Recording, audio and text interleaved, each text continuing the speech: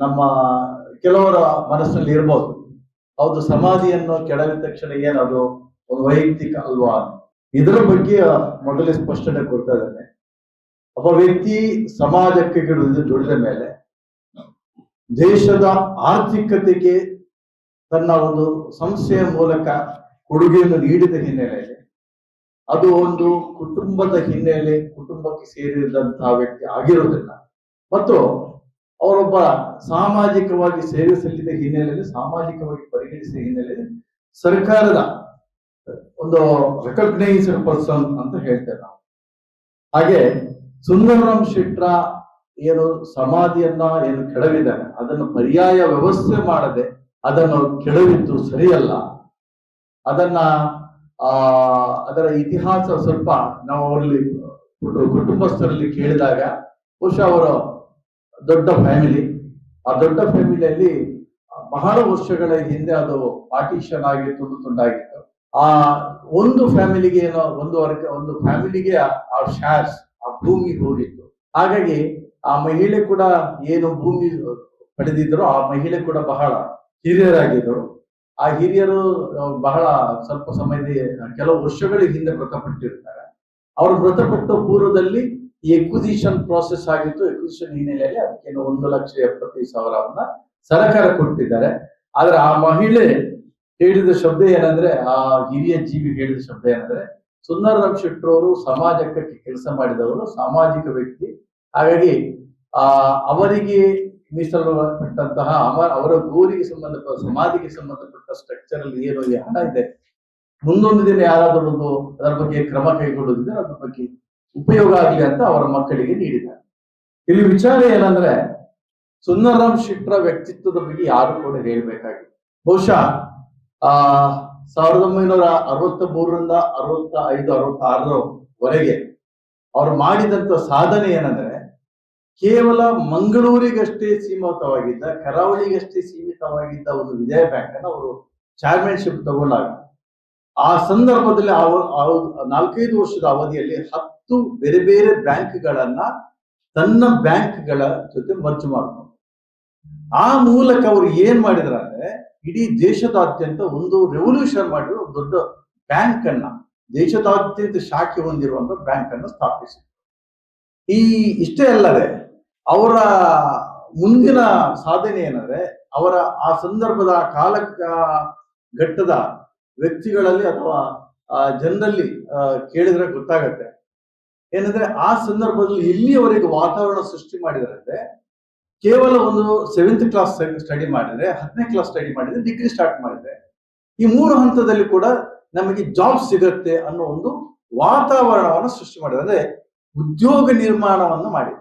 ಇಂತಹ ಒಂದು ಈ ಉದ್ಯೋಗದ ಹಿನ್ನೆಲೆಯಲ್ಲಿ ಬಹುಶಃ ಕರಾವಳಿ ಎಲ್ಲಾ ಗ್ರಾಮಗಳಿಗೂ, ಆಲ್ಮೋಸ್ಟ್ ಎಲ್ಲಾ ಗ್ರಾಮಗಳಲ್ಲಿ ವಿಜಯ ಬ್ಯಾಂಕಿಗೆ ಸಂಬಂಧಪಟ್ಟ ವಿಜಯ ಬ್ಯಾಂಕಿನ ಉದ್ಯೋಗಸ್ಥರು ಇದ್ದಾರೆ. ಅವರು ಉದ್ಯೋಗವನ್ನು ನೀಡುವಾಗ ಯಾವುದೇ ಜಾತಿಯನ್ನ, ಧರ್ಮವನ್ನ ನೀಡಿಲ್ಲ.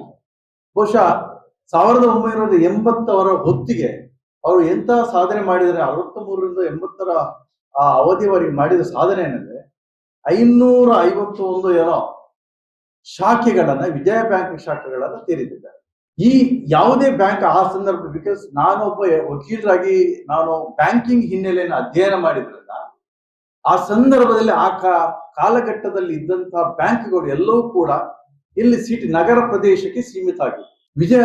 ಸುಂದರರಾಮ್ ಶೆಟ್ರು ಮಾಡಿದಂತ ಒಂದು ಬಹಳ ದೊಡ್ಡ ಸೇವೆಯನ್ನು ಅದು ಕೂಡ ದಕ್ಷಿಣ ಕನ್ನಡ ಕರಾವಳಿಯಲ್ಲಿ ಮತ್ತು ಇದರ ಕಡೆ ಕೂಡ ಗ್ರಾಮೀಣ ಪ್ರದೇಶಕ್ಕೆ ಈ ಬ್ಯಾಂಕಿಂಗ್ ಸಿಸ್ಟಮ್ ಅನ್ನು ಕೊಂಡೊಯ್ದಿದ್ದಾರೆ.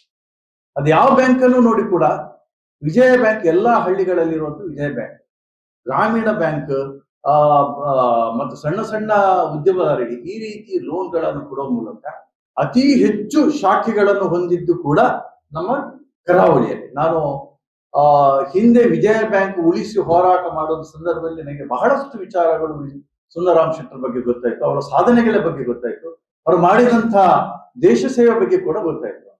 ಸೊ ಕರ್ನಾಟಕದಲ್ಲಿ ಅತಿ ಹೆಚ್ಚು ಶಾಖೆಗಳು ಇದೆ ಇದು ಮರ್ಜ್ ಆಗುವ ಸಂದರ್ಭದಲ್ಲಿ. ಅದರಲ್ಲೂ ಕೂಡ ಅತಿ ಹೆಚ್ಚು ಶಾಖೆಗಳನ್ನು ಹೊಂದಿರುವಂತಹ ಕರಾವಳಿ ಪ್ರದೇಶದಲ್ಲಿ. ಸೊ ಅವರು ಆ ಸಂದರ್ಭದಲ್ಲಿ ಒಂದು ಮರ್ಜ್ ಆಗುವ 1980ರ ಹೊತ್ತಿಗೆ ರಾಷ್ಟ್ರೀಕರಣ ಆಗುವಂತ ಸಂದರ್ಭದಲ್ಲಿ 551 61 ಏನೋ ಶಾಖೆಗಳಿದ್ವು.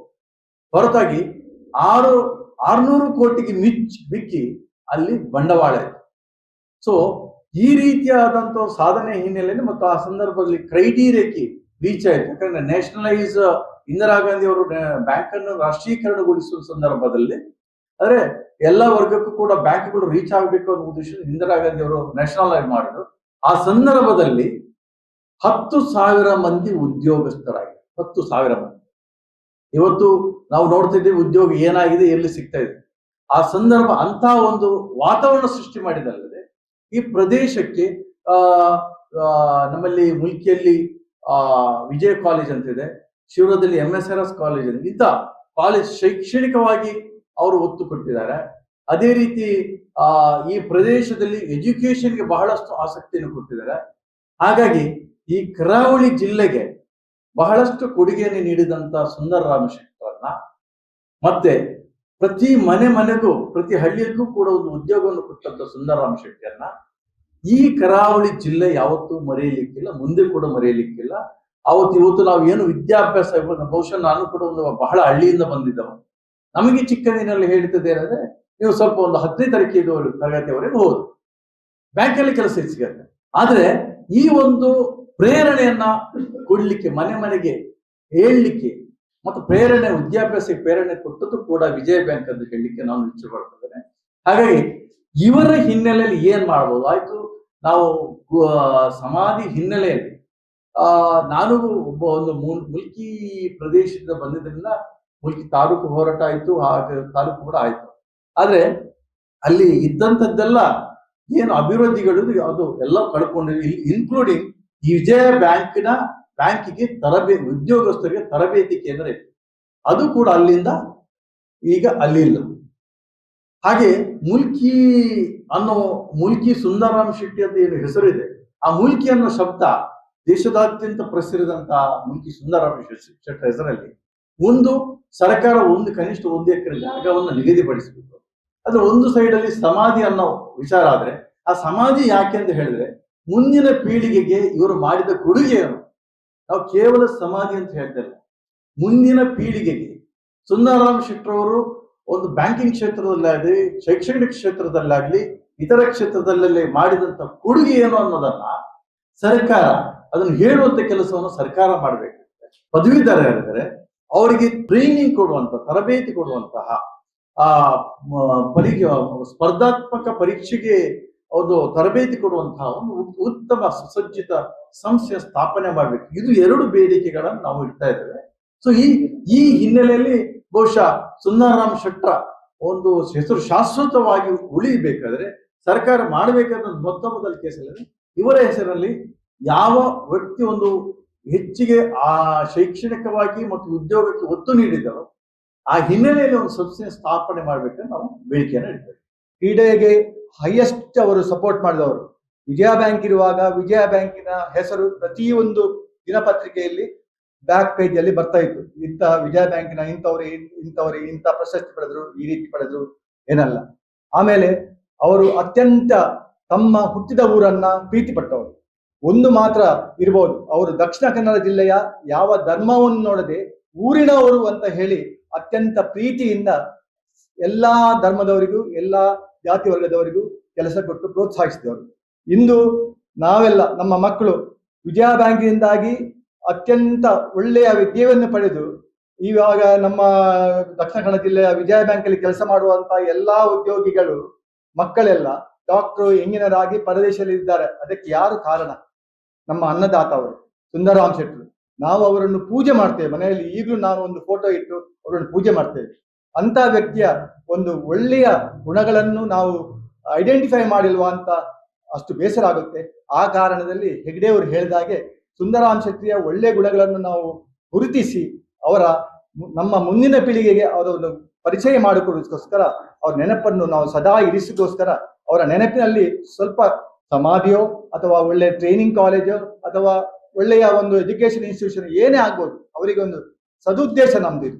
ಸದುದ್ದೇಶದಿಂದ ನಾವು ಹೋಗುವ ಈ ಒಂದು ಕಾರ್ಯಕ್ರಮಕ್ಕೆ ಸರ್ಕಾರ ಸ್ಪಂದಿಸಬೇಕು ಎನ್ನುವ ಒಂದು ಮಾತನ್ನ ನಾನು ಈ ಮೂಲಕ ಹೇಳ ಬಯಸ್ತೇನೆ. ವಿಜಯ ಬ್ಯಾಂಕ್ ಅಂದ್ರೆ ಈಗ ಒಂದು ನಾನು ಹೇಳ್ತೇನೆ, ಈಗಲೂ ಸಹ ಆ ಊರಿಗೆ ಸರಿಯಾದ ಸಂಪರ್ಕ ವ್ಯವಸ್ಥೆ ಇಲ್ಲ. ಕೊಲ್ಲಮಗುರು ಅಂತ ಸುಳ್ಯ ಸುಬ್ರಹ್ಮಣ್ಯದ ಪಕ್ಕ.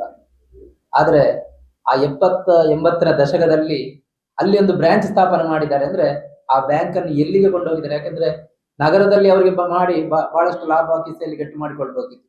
ಆದ್ರೆ ಅವರ ಆ ಕಲ್ಪನೆ, ಆ ಗಾಂಧೀಜಿಯವರ ಗ್ರಾಮ ಸ್ವರಾಜ್ಯದ ಕಲ್ಪನೆ ಆಗಿತ್ತು ಅನ್ನೋದು ನಮ್ಗೆ ಅದರಲ್ಲಿ ನೋಡ್ಬೇಕಾಗ್ತದೆ. ಅಂದ್ರೆ ಅದು ಗ್ರಾಮೀಣ ಪ್ರದೇಶಕ್ಕೂ ಹೋಗ್ಬೇಕು, ಬ್ಯಾಂಕಿಂಗ್ ವ್ಯವಸ್ಥೆ ಗ್ರಾಮೀಣ ಪ್ರದೇಶದಲ್ಲಿಯೂ ಬರಬೇಕು ಅಂತ.